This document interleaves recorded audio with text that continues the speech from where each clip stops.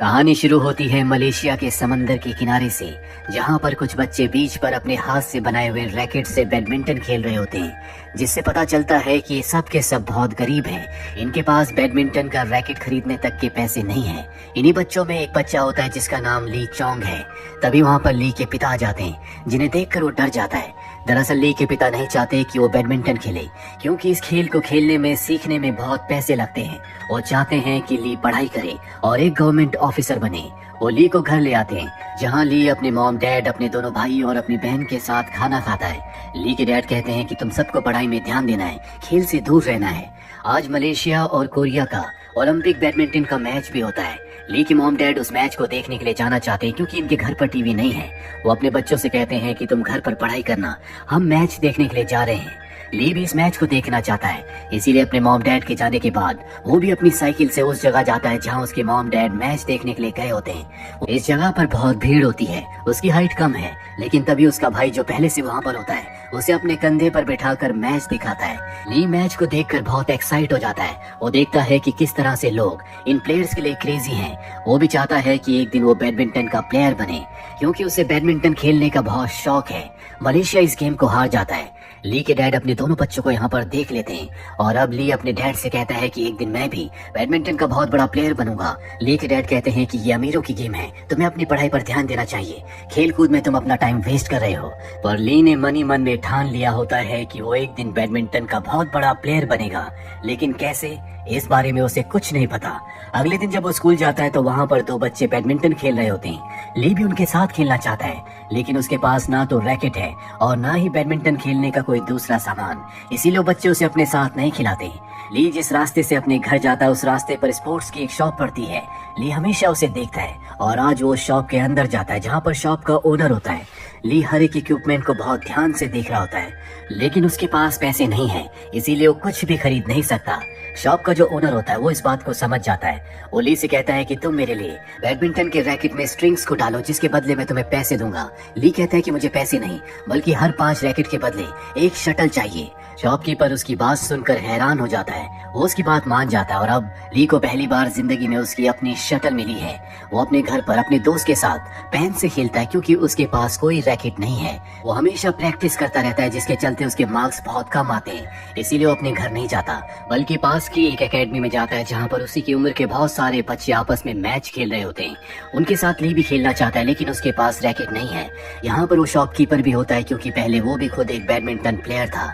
और अब वो जब देखता है कि ली वहाँ पर उदास है तो वो ली को अपना रैकेट दे देता है, जिसके बाद ली एक बच्चे के साथ मैच खेलता है। शुरू में उसे समझ नहीं आता कि उसे कैसे शॉट्स खेलने चाहिए, पर जब वो दूसरे बच्चों को ध्यान से खेलते हुए देखता है तो उसे समझ में आ जाता है, जिसके बाद वो बहुत अच्छा परफॉर्म करता है और अपने ओपोनेंट को हरा देता है, जिसके बाद उसे ट्रॉफी मिलती है। साथ ही शॉपकीपर ने जो रैकेट उसे खेलने के लिए दिया था वो रैकेट वो ली को दे देता है। ली के पास पहली बार खुद का रैकेट आया है। यहाँ पर एक कोच भी होता है जो ली की गेम से बहुत इम्प्रेस हुआ होता है, इसीलिए ली के साथ उसके घर जाता है। घर पर ली के पिता होते हैं, जिन्हें ली के रिजल्ट के बारे में पता चल चुका है, इसीलिए गुस्से में वो उसके हाथ में जो रैकेट होता है उसे तोड़ देते हैं और साथ ही कहते हैं कि आज के बाद कभी खेलने मत जाना।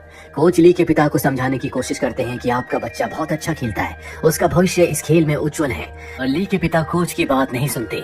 कोच ली की मॉम को भी समझाने की कोशिश करता है, लेकिन उसकी मॉम मजबूर है और अब मजबूरी में कोच को यहाँ से जाना पड़ता है। दरअसल ये कोच उसी शॉपकीपर का दोस्त है जिसने ली को अपना रैकेट दिया था।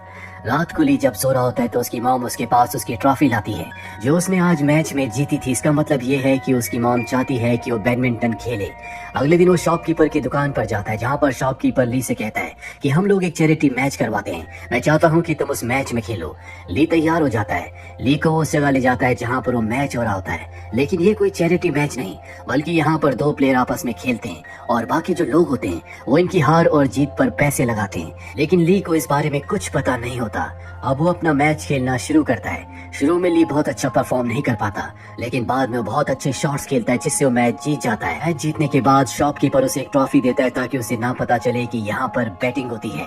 शॉपकीपर हर रोज ली को अपने साथ इसी जगह लाता है जहाँ पर वो मैचेस खेलता है, और मैच जीतने के बाद शॉपकीपर उसे ट्रॉफी देता है। उसे घर पहुँचने में भी देर हो जाती है, जो भी ट्रॉफीज वो जीता है उन्हें वो छुपा कर रखता है। और एक दिन उसके डैड इन ट्रॉफीज को देख लेते हैं, जिसके बाद वो अपने बेटे को ढूंढने के लिए जाते हैं। उन्हें पता चलता है कि ली उस जगह गया है जहाँ पर बैटिंग होती है, और अब वो भी वहाँ पर पहुँच जाते हैं जहाँ पर उस आदमी को देखते हैं जो इस पूरी जगह को कंट्रोल करता है, जो यहाँ पर बैटिंग करवाता है।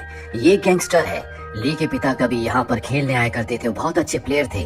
वो अपने फ्रेंड के साथ यहाँ खेलते थे, और एक दिन इसी गैंगस्टर ने उन्हें कहा था कि तुम्हें एक मैच को फिक्स करना होगा जिस पर बहुत बड़ा अमाउंट लगा हुआ था। लेकिन ली के पिता और उसके दोस्त मना कर देते हैं, जिस वजह से गैंगस्टर को बहुत बड़ा नुकसान होता है। और जब ये दोनों घर जा रहे होते हैं तो गैंगस्टर इनके पीछे अपने लोगों को भेजता है। ली के पिता तो बच जाते हैं, लेकिन उसके पिता के दोस्त को गैंगस्टर के लोग मार देते हैं। जिसके बाद ली के पिता को इस इलीगल बैडमिंटन गेम से नफरत हो गई।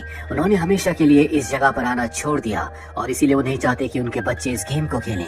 लेकिन अब वो यहाँ पर आ चुके हैं। गैंगस्टर उन्हें देख लेता और कहता है कि अगर तुम अपने बेटे के साथ यहाँ से जिंदा वापस जाना चाहते हो तो तुम्हें एक मैच खेलना होगा जो कि डबल्स है। और अब ली के पिता पहली बार ली के साथ मैच खेलते हैं। ली बहुत अच्छा परफॉर्म करता है। उसकी गेम देखकर ली के पिता हैरान हो जाते हैं। जल्दी ये इस गेम को जीत जाते हैं। ली के पिता ली से कहते हैं कि मुझे हारना पसंद नहीं और गोल्ड मेडल मुझे बहुत पसंद है। दरअसल उन्होंने अब ली को इजाजत दे दी है कि वो ट्रेनिंग ले सकता है। ली अब एकेडमी जाता है जहाँ पर कोच उसे ट्रेनिंग देना शुरू करते हैं। यहाँ पर ली के साथ और भी प्लेयर्स हैं जो सब उससे बड़े हैं। ली बहुत अच्छे से एक्सरसाइज नहीं करता, लेकिन गेम वो बहुत अच्छी खेलता है। अब एक दिन यहाँ पर नेशनल टीम के सिलेक्शन के लिए कमेटी आती है। वो ली के गेम को देखते हैं जो कि बहुत ही अच्छा परफॉर्म करता है, लेकिन उसकी हाइट बहुत छोटी होती है, इसीलिए उसे सेलेक्ट नहीं किया जाता। ली की मॉम उसे बात बताती है। ली कहता है कोई बात नहीं, मैं मेहनत करूंगा। और अब वो हर वो काम करता है जिससे उसकी हाइट बढ़ सके। वो टाइम से सोकर सुबह जल्दी उठ जाता है। वो हर एक एक्सरसाइज को परफॉर्म करता है। वो खाने में भी ध्यान रखता है। कुछ साल बीत जाते हैं और अब ली की हाइट बढ़ चुकी है। एक बार फिर से सिलेक्शन के लिए वहाँ पर कमेटी आती है।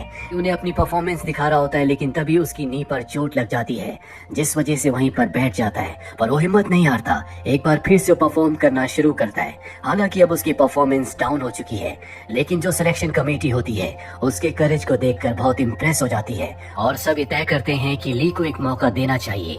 उसका अब मलेशिया बैडमिंटन एकेडमी में सिलेक्शन हो गया है। उसके परिवार को जब ये बात पता चलती है तो सब बहुत खुश होते हैं।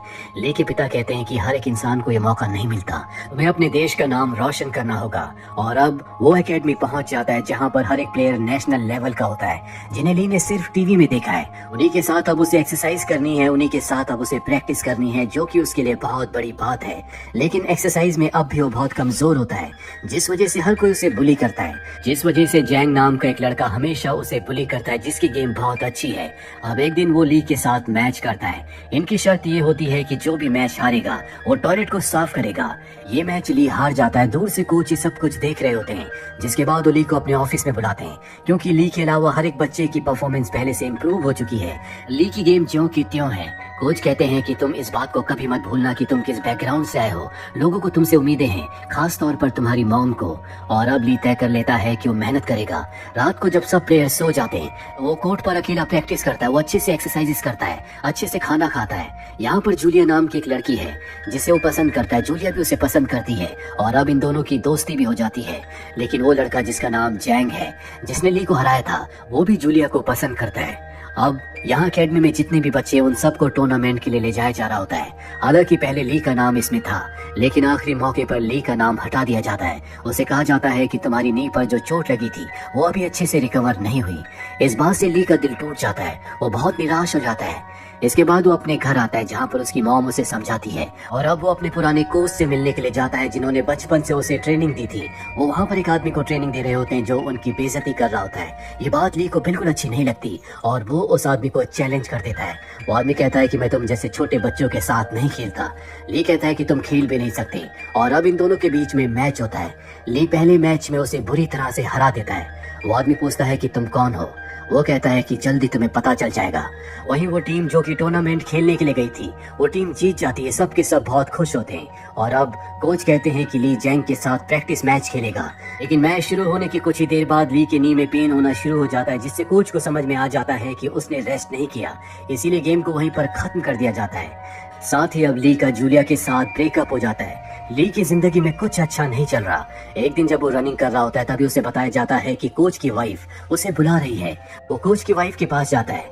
जहाँ पर कोच की वाइफ उसे बताती है कि हमारा एक बेटा था, दिखने में बिल्कुल तुम्हारी तरह था। उसे कोच एक बैडमिंटन प्लेयर बनाना चाहते थे, लेकिन उसने अपने ऊपर बहुत ज्यादा प्रेशर ले लिया, जिस वजह से उसने अपनी खुद की जान ले ली। और इसीलिए कोच नहीं चाहते कि तुम प्रेशर लो, और एक यही वजह है कि वो तुम्हें अपने साथ टूर्नामेंट के लिए नहीं ले गए थे।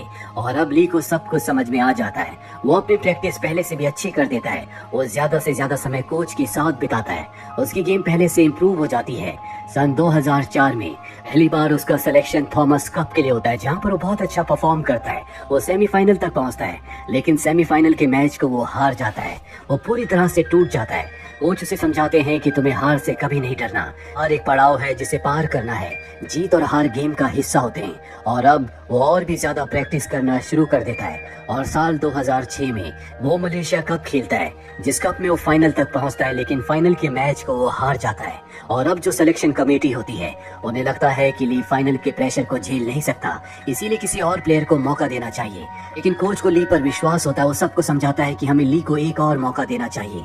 वही ली पूरी तरह से टूट गया है, लेकिन उसके कोच उसे समझाते हैं। वो एक बार फिर से प्रैक्टिस करता है। 6 महीने के बाद एक और टूर्नामेंट होता है, जिस टूर्नामेंट को ली हार जाता है, और अब उसे और कोच को एकेडमी से निकाल दिया जाता है।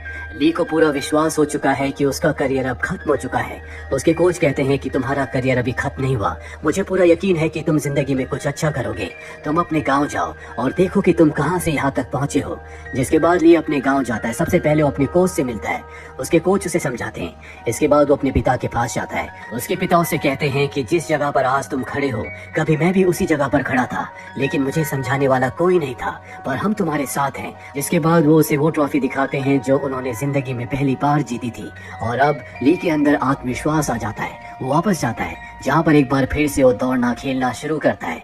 2007 में एक और टूर्नामेंट होता है, और इस टूर्नामेंट के लिए जिस लड़के को चुना गया था वो इंजर्ड हो गया है, इसीलिए उसकी जगह ली को भेजने का फैसला किया जाता है। और अब ली उस टूर्नामेंट में परफॉर्म करता है, जहाँ पर वो एक एक करके कई सारे मैच जीत जाता है। अब उसका फाइनल मैच है, और उसके सामने जो प्लेयर है वो पहले भी ली को 2 बार सेमीफाइनल में हरा चुका है।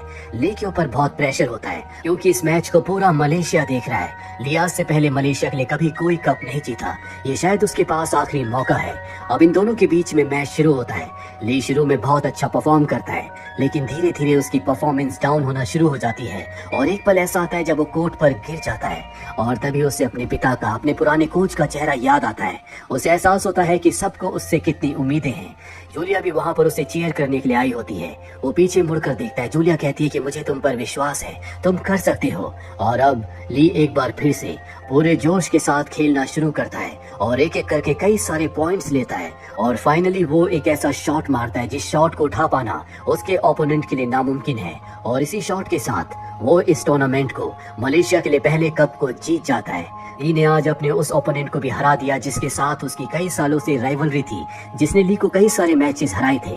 जूलिया ली के पास आती है और उसे अपने गले से लगा लेती है, और इस तरह से ली ने आज वो कर दिखाया जो वो हमेशा से करना चाहता था। तो ये थी ली चोंग वी की जिंदगी की सच्ची कहानी। उम्मीद करते हैं कि ये मोटिवेशनल स्टोरी आपको पसंद आई होगी।